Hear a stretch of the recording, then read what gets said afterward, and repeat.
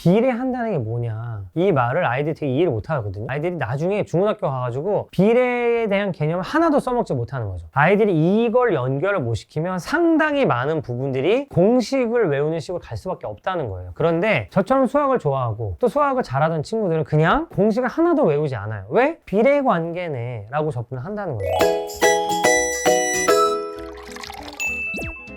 근데 여러분 6학년 때 초등학생이 이제 졸업을 하려고 하는데, 이럴 때 이제 수학에서 나오는 단원이 뭐냐면은 비와 비례가 나와요. 근데 뭐 비와 비례 이제 초등학교 과정 다 마쳤고 이제 중학교 할 거고 뭐 넘어갈 수도 있다고 생각하실지 모르겠는데, 제가 다른 영상에서 말씀드린 적이 있어요. 6가지 빠져서는 안 되는, 이 구멍에 나서는 절대 안 되는 그런 파트라고 생각하거든요. 게다가 이 비와 비례는 일상생활에서 수학을 쓰기에 가장 중요한 파트 중에 하나라고 생각을 해요. 이 비와 비례는 진짜 잘 가르치고 아이들이 써먹을 수 있도록 해줘야 된다고 생각하거든요. 제가 비와 비례가 왜 중요한지, 어떻게 가르치면 좋을지, 이게 교과 과정에서 어떻게 활용되고 있는지 다시 한번 설명을 드려보겠습니다. 여러분, 아이들한테 비와 비례를 설명해야 돼요. 어떻게 설명하시겠어요? 생각보다 어려워요. 왜냐면 이게 감각이 있는 아이들은 사실 설명해 줄 필요도 없는 부분이거든요. 근데 이게 감각이 없는 아이들은 1대2라는 개념을 설명해 줄게. 1이면 2, 2면 4, 3이면 6 해놨어요. 그럼 제가 여기서 6 뛰잖아요? 그럼 애들이 그냥 여기 2, 4, 8, 10 이렇게 가는 친구들도 많아요. 비례한다는 게 뭐냐, 이 말을 아이들이 되게 이해를 못 하거든요. 아이들이 나중에 중고등학교 가가지고 비례에 대한 개념을 하나도 써먹지 못하는 거죠. 비례에 대한 개념을 써먹지 못한다는 게 무슨 얘기냐면은, 사실은 계산을 뭐 따로 할 필요도 없이 눈으로만 봐도 딱 알 수 있는 건데, 이거를 공식으로 외우지 않으면 안 되는 상태가 되는 게 굉장히 많다는 거예요. 대표적으로 원과 부채꼴. 부채꼴은요, 비와 비례를 아는 친구들한테는 그냥 원을 배웠던 거에서 진짜 한 반발짝만 더 나간 건데, 이걸 못하는 아이들이 많아요. 왜? 비와 비례를 이해하지 못하니까. 제가 잘 드는 예 있죠. 고등학교 가가지고 뭐 내분, 외분, 뭐 중점 구하고 이런 것들 있잖아. 이런 것들 결국은 다 뭐다? 비와 비례를 제대로 이해하고 있고 그걸 내 것으로 만들어 쓸 수 있느냐 없느냐의 차이라고 저는 생각을 합니다. 비와 비례는 정말로 알게 모르게 우리 주변에서 많이 쓰이고 있고, 이게 다 공식이다 결국은 저는 말씀을 드리고 싶은 거죠. 비와 비례 관계에서 아이들을 알려줄 때 가장 중요한 거 뭐냐면요, 생활 속에서 와닿게 하는 게 되게 중요한 것 같아요. 이거를 추상적인 개념으로 비와 비례를 연결시키려고 하면 아이들이 진짜 너무 어려워하기 때문에, 특히 초등학교 저학년일수록 생활 속의 예를 들고 설명을 해야 된다고 생각하거든요. 이런 거죠.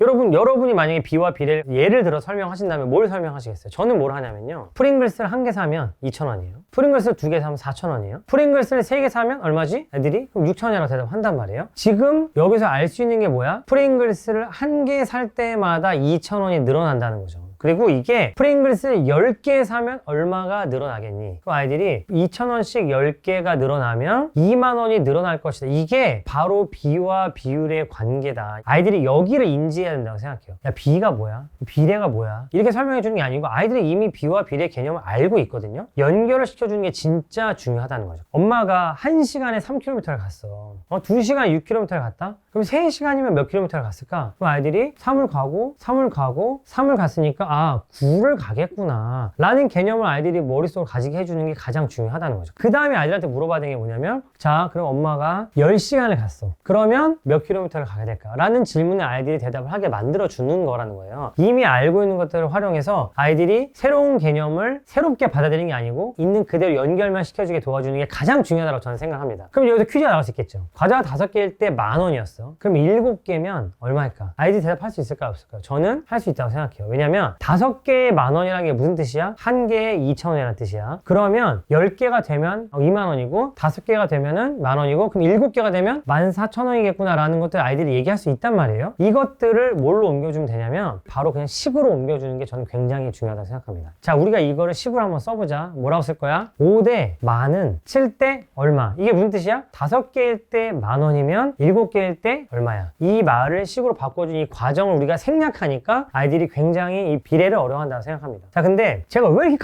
이게 뭐 어렵다 이렇게 강조하느냐, 아이들이 이거를 실생활 수학에서 써먹지 못하고 있기 때문인 거거든요. 제가 늘 강조하는 게 파이, 여러 번 말씀드렸었죠. 파이가 왜 중요하냐면요, 파이가 뭔지 아세요? 원의 둘레와 이 지름의 비율 관계를 나타내는 게 바로 파이이기 때문이라는 거예요. 그러니까 이 파이를 알려줄 때, 야, 파이는 3.14가 아니고 여기서 비율로 들어가줘야 된다는 거지.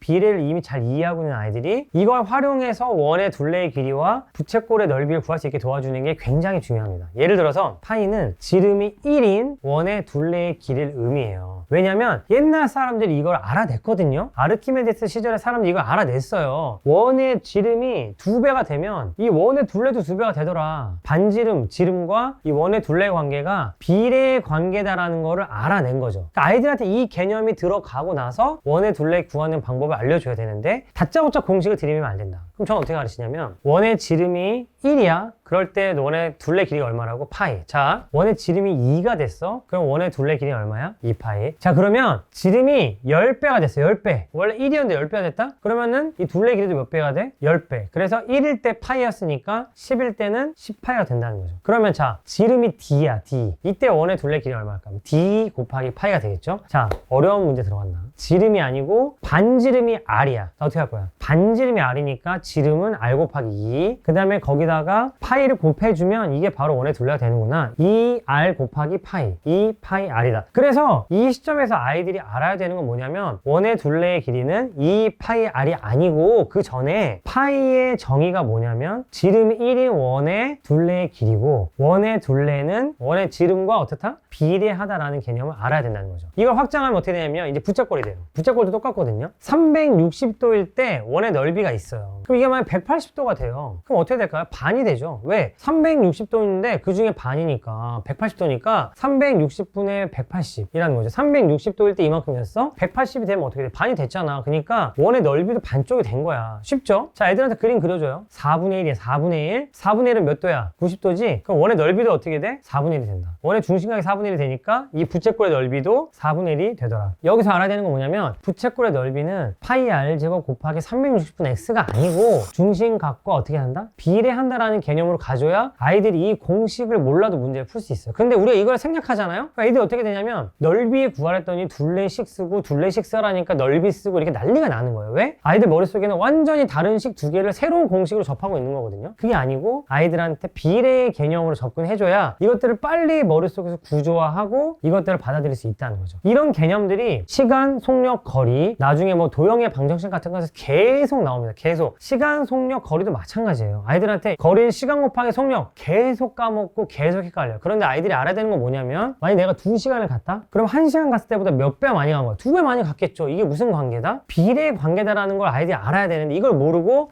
속력은 뭐분의 뭐, 시간은 뭐분의 뭐, 거리는 뭐 곱하기 뭐 외우니까 머릿속에서 다 짬뽕이 되는 거죠. 그게 아니고 비례한다. 거리는 내가 2시간 가면 1시간 간 것보다 2배 가는 거고 내가 2배로 빨리 가면 원래 가던 것보다 2배 멀리 가는 거다. 이 비례의 개념을 아이들 머릿속에 집어넣어줘야 된다는 거죠. 어렵나요? 어렵지 않죠. 근데 아이들한테 이런 관점을 우리가 주지 않고 동시 외우고 야 몇 번 얘기했어 지금 거리는 시간 곱하기 속력이라고 했잖아 이렇게 알려주니까 아이들이 못 따라가고 있다고 생각하는 거죠. 제가 비례, 비율을 굉장히 강조한 이유가 뭐냐면 이 생활과 연결시켜서 쉽게 배울 수 있고 이 쉽게 배운 거를 가지고 또 수학 문제를 쉽게 풀 수 있는데 아이들이 이걸 연결을 못 시키면 상당히 많은 부분들이 공식을 외우는 식으로 갈 수밖에 없다는 거예요. 그런데 저처럼 수학을 좋아하고 또 수학을 잘하던 친구들은 그냥 공식을 하나도 외우지 않아요. 왜? 비례관계네 라고 접근을 한다는 거죠. 전 여러분들 이런 걸 많이 강조하셨으면 좋겠습니다. 이게 고등학교 수학에서 비례를 알려주라는 게 아니에요. 여러분들이 지금 생활 속에서 쓰고 있는 이 많은 관점들을 비례랑 연관시켜서 아이들한테 훈련시킬 수 있다. 차 타고 가면서 우리가 3시간 갈 때 만약에 90km 갔으면 5시간 가면 몇 킬로미터 가긴 어렵지 않잖아요. 부모님들이 이런 관점을 가지고 접근하시면 아이들 수학을 생각보다 훨씬 더 쉽게 할 수 있다는 거를 꼭 기억하셨으면 좋겠습니다.